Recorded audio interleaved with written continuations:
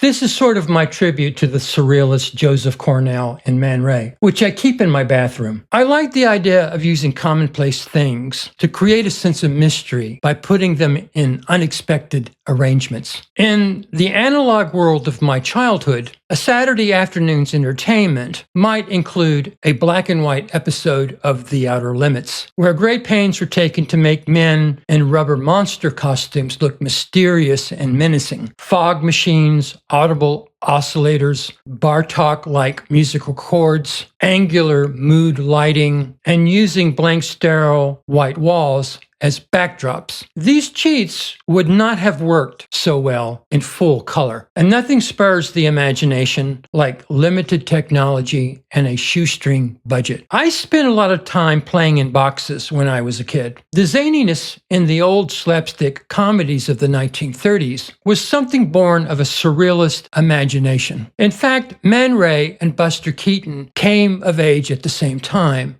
in the late 20s.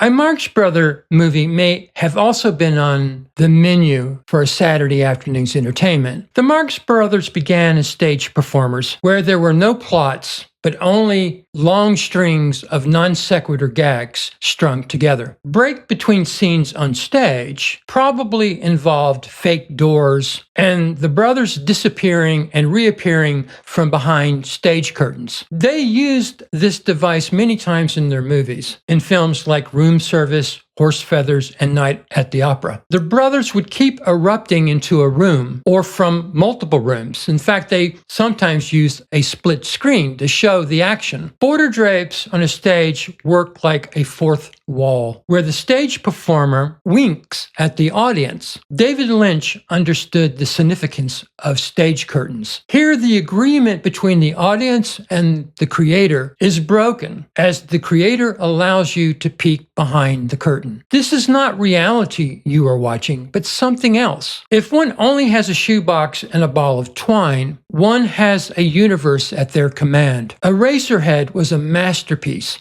filmed on a shoestring budget. This is a long way by introduction of Chapter 17 in Icarus Transfigured. I am nothing if not a catalog of analog experiences from my childhood. And in writing a horror novel in 2003, I wanted to use the meager means at my disposal to create it. In Chapter 17, we are first presented with a dollhouse in the opening scene. As the night progresses, Aiden has a series of sleepwalking episodes in the house where the dollhouse resides. The first episode most resembles a dream, which skirts walls, keyholes, and voyeuristic desire. But by the second episode, where a mannequin is involved, the line between sleeping and being awake disappears.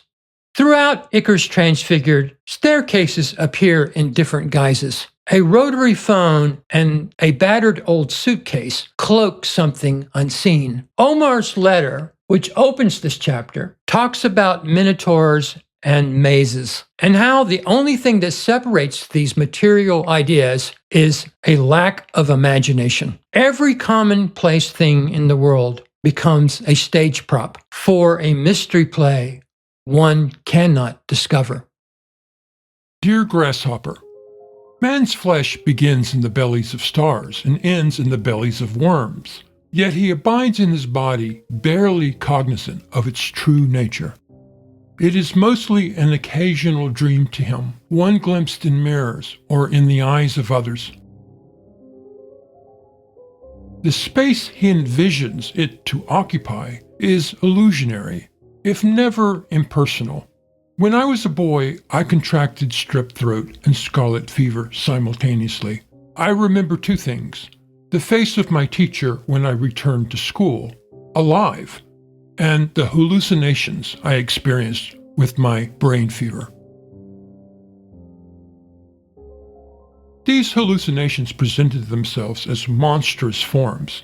They were both massive and microscopic, yet inhabited no dimension of space.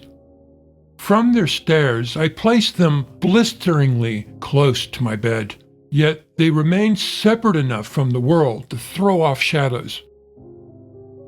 When I recovered days later, I continued to sense their presence in my walls. I knew I had not invented seeing them, only tripped over their hiding place. De Chirico, the Italian painter and precursor to surrealism, understood there was no real distinction between the labyrinth and the Minotaur. As he wrote in a poem, one must find the demon in everything.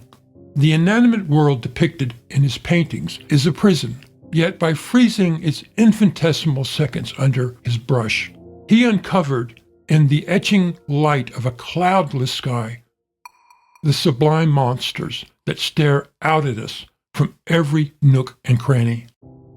God created space in the mind of Lucifer and his minions, so in casting them down from heaven, they imagined themselves to be separate from a God who was, in truth, everywhere.